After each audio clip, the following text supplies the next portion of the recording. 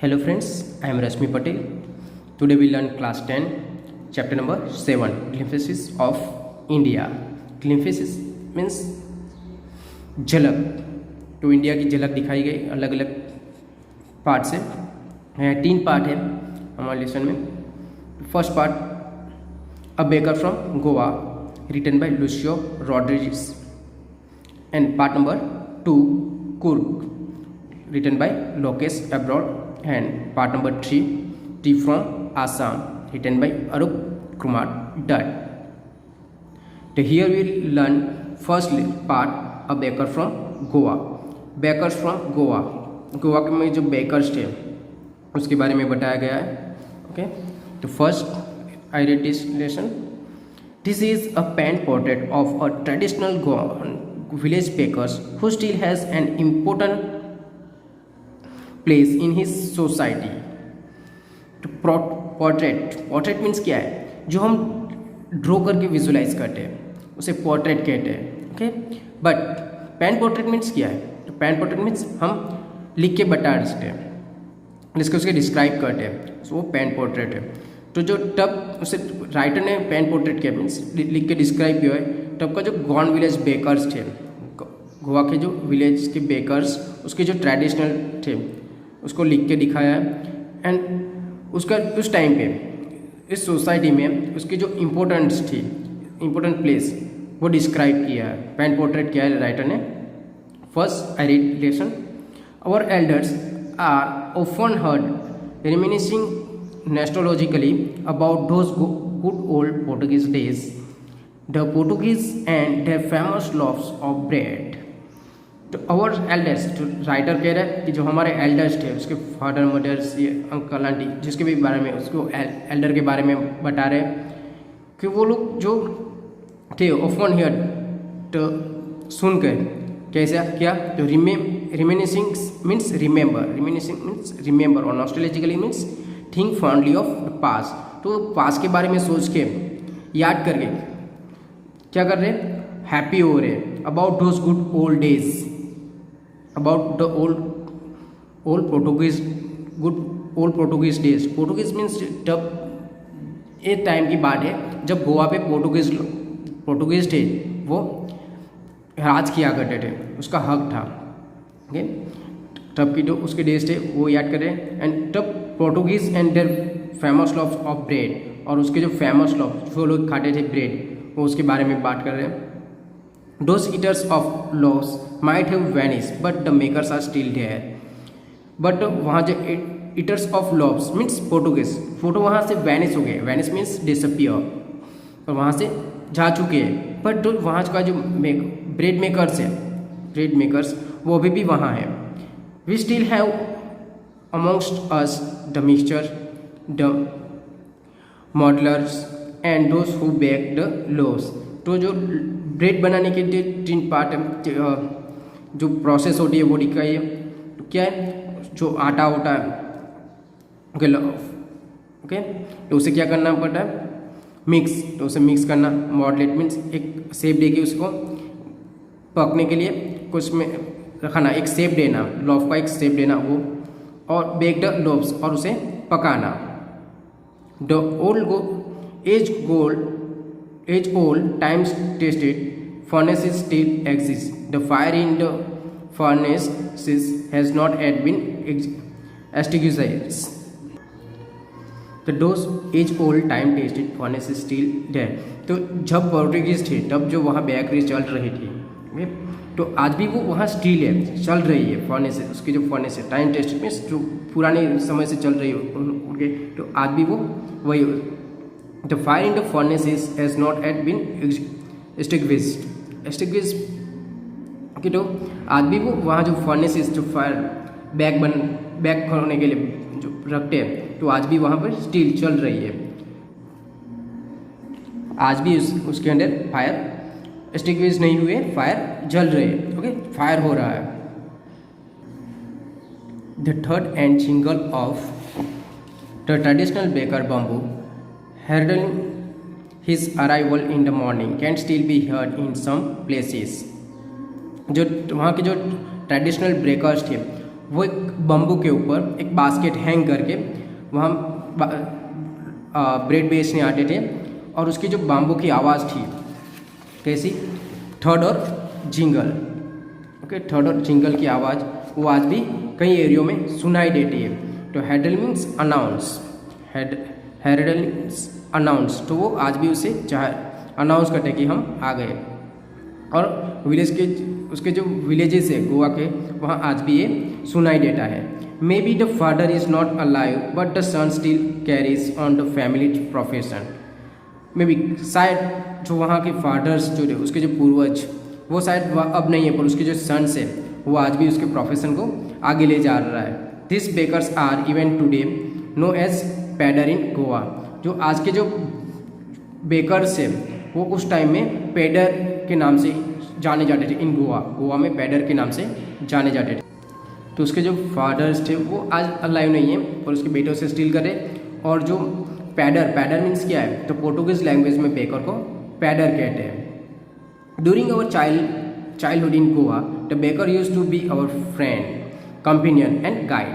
तो during our childhood, जब writer कह रहा है जब हम छोटे थे, जब हमारे बचपन था हमारा इन गोवा में बीता था, तब the baker use to our friends. तो बेकर्स क्या थे, हमारे फ्रेंड्स, मित्र, कंपेनियन, साथी एंड गाइड, एक मार्गदर्शक पूरे करते थे।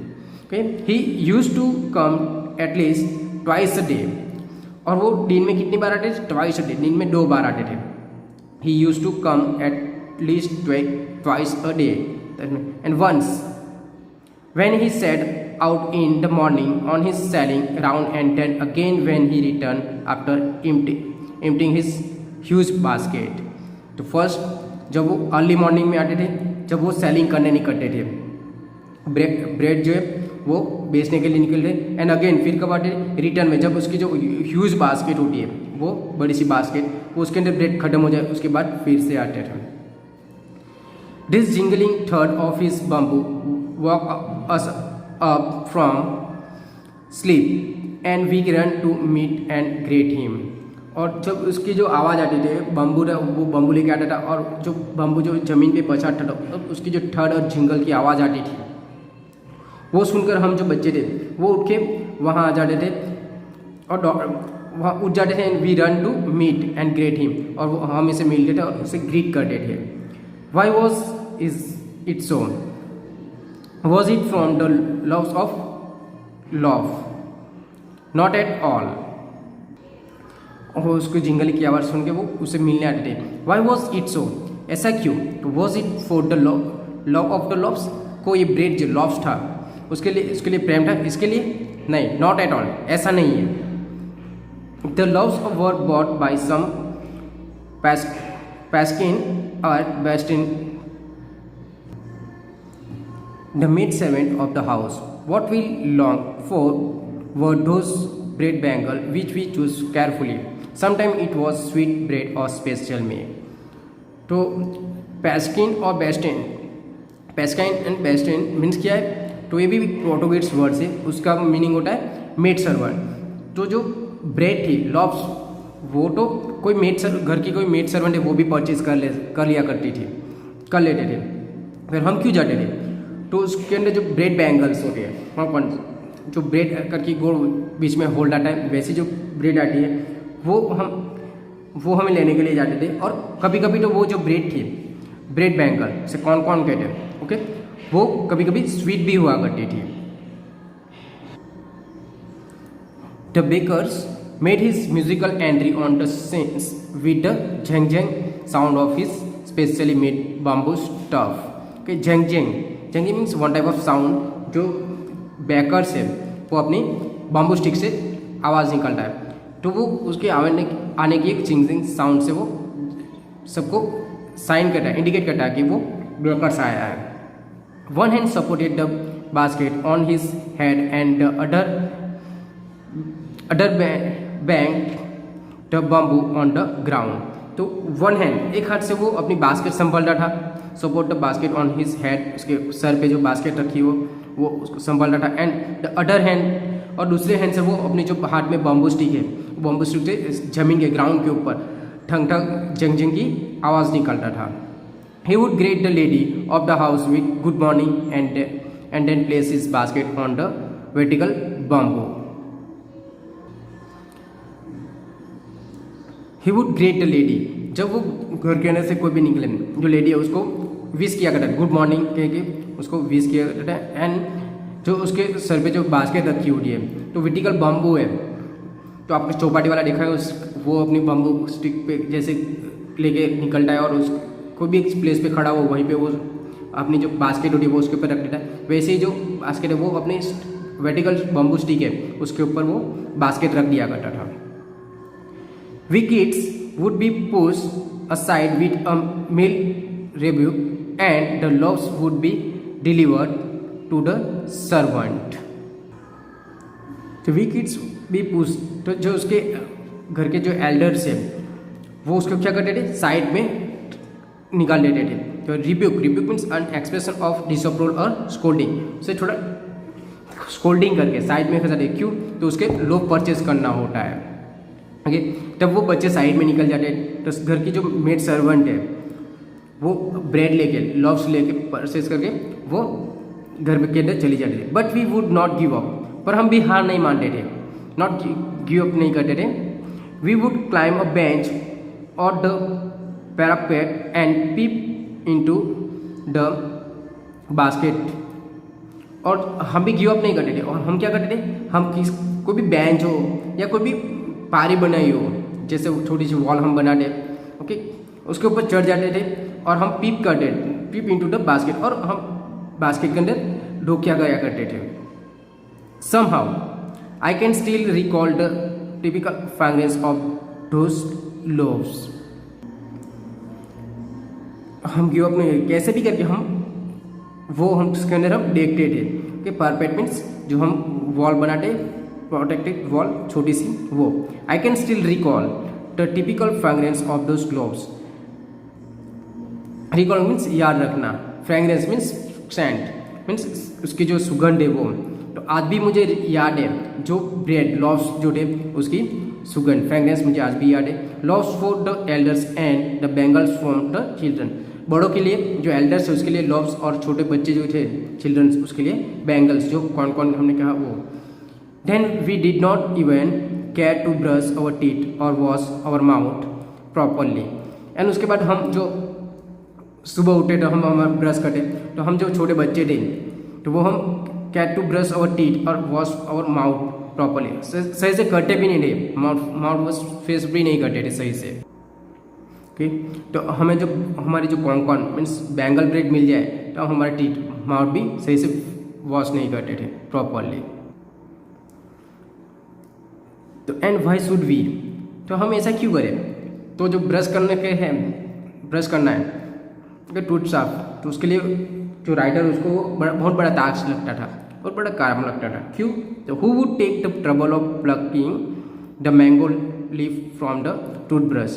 तो पुराने ज़माने में आज भी होता है, पर पुराने ज़माने में टूथ ब्रश नहीं थी, ओके, टूथपेस्ट और टूथ ब्रश, तब लोग जो वुड थे मीन्स उसे डाटून कहते हैं, तो वो डाटून किया करते थे। आज भी कई सारे जो हमारे एल्डर्स हैं वो डाटून करते हैं। ओके, तो यहाँ जो राइटर है वो मैंगो ट्री के बारे में बात कर रहे हैं। ओके, पर हम कैसे किसके करते, बनियन ट्री के यूज़ करते हैं, या बबुल ट्री, या फिर नीम ट्री के। ओके, पर यहाँ राइटर ने लिखा है मैंगो, तो टीथ साफ करने के लिए कितनी ट्रबल करनी पड़ती है। मैंगो लीव से एक जो उसकी ब्रांच होती है वो टूटनी पड़ती है, उसके ऊपर से जो पत्ते हैं लीव्स वो उतारने पड़े, तो वो राइटर को बहुत बड़ा टास्क लग रहा था। And why was it necessary at all, और ये इस सबकी ज़रूरत क्या है। The tiger never brush his teeth, और टाइगर जो कभी भी उसकी टीथ को कभी वॉश नहीं करता। Hot T could wash and clean up everything so nicely after all, और जो गरम गरम चाय टी वो अपने आप से सब कुछ अच्छे से क्या कर देते, क्लीन कर देते, वॉश कर देते हमारा माउथ। तो टीथ ब्रश करने की क्या ज़रूरत। Marriage gift are meaningless without the sweet bread known as the bol, just as a party और feast losses its charm without bread. तो मैरिज के अंदर जो मैरिज गिफ्ट होता है उसके अंदर जो मीनिंगलेस है, क्यों? तो उसके अंदर जो ब्रेड है वो नहीं दिया जाए, उसे नॉन एज बॉल। तो स्वीट, एक स्वीट ब्रेड आती थी उसको बॉल कहते हैं। तो पोर्टुगीज वर्ड है बॉल भी। तो उसके अंदर मैरिज के अंदर वो गिफ्ट नहीं दिया जाता, वो मीनिंगलेस है। और पार्टी के अंदर जो ब्रेड नहीं है, विदाउट ब्रेड, तो पार्टी को कोई मजा भी नहीं लेता था। Not enough can be said to show how important a baker can be for a village. और तो not enough can be said to show how important a baker can be for a village. तो गोवा की culture के अंदर तो bread की कितनी importance थी वो दिखाइए। तो वहाँ जो बेकर्स थे वो कितने इंपॉर्टेंट है ब्रेड बनने। The lady of the house must prepare sandwiches on the occasion of her daughter's engagement. तो वहाँ की जो लेडीज़ थी, हर घर की जो लेडीज़, वो अपनी डॉटर्स की जो इंगेजमेंट होती थी, इंगेजमेंट का जो ओकेजन होता था वहीं पे वो क्या बनाती थी, सैंडविचेस बनाती थी। केक एंड बोलिहन्स are a must for Christmas as well as other festival. Cake और बोलिहन्स भी एक पोर्टुगीज वर्ड है। वो केक और बोलिहन्स ब्रेड टाइप का ही और must for Christmas as well as other festival. तो क्रिसमस में और अदर फेस्टिवल्स आता है, इनमें उतनी ही मान्यता जो रखते थे। बोलिहन्स जो कोकोनट कुकीज़ आती है वैसे ही कुकीज़ एक टाइप की ब्रेड टाइप की, ओके। तो वो इम्पोर्टेंट थी केक और बोलिहन्स, वो क्रिसमस के अंदर as well as other festival होता है तब। तो इसकी जो इम्पोर्टेंट है वो दिखाई गई, एक important ingredients. Thus, the presence of the baker's furnace in the village is absolutely essential. Thus, the presence of baker's furnaces villages is absolutely essential. तो जो विलेज, गोवा के विलेज है, गोवा के अंदर जो विलेज है उसके गांव में, हर एक गांव में एक बेकरी होना एसेंशियल है। और आप आज भी वहाँ जाए तो आपको हर एक गांव में एक बेकरी तो देखने को मिलेगी। The bakers or bread seller those days had a peculiar dresses known as the kabai. It was a single piece long frock reaches down to the knees. तो जो बेकर्स और ब्रेड सेलर के थे bakers, वो उसके उस time में उसके कैसे dresses, the peculiar dresses known as kabai, वो कबाई के नाम से जानी जाती थी। और वो एक सिंगल लॉन्ग ड्रेस थी, वो एक फ्रॉक जैसी जो नीज घुटनों तक लंबी होती थी। In our childhood, we saw bakers wearing a shirt and trousers which were shorter than full length ones and longer than half pants. तो जो in our childhood, हम अपने चाइल्डहुड में देखें तो we saw a bakers, तो bakers जो थे उसको कैसे अपने पहनते, तो उन्होंने एक शर्ट पहना हुआ होता है और ट्राउजर्स पहना होता है। पर ट्राउजर्स कितना, तो 3/4 का जो आता है, नहीं वो एकदम शॉर्ट से और फुल पैंट है, ओके। तो 3/4 का जो ट्राउजर्स है वो पहने हुए देखते थे।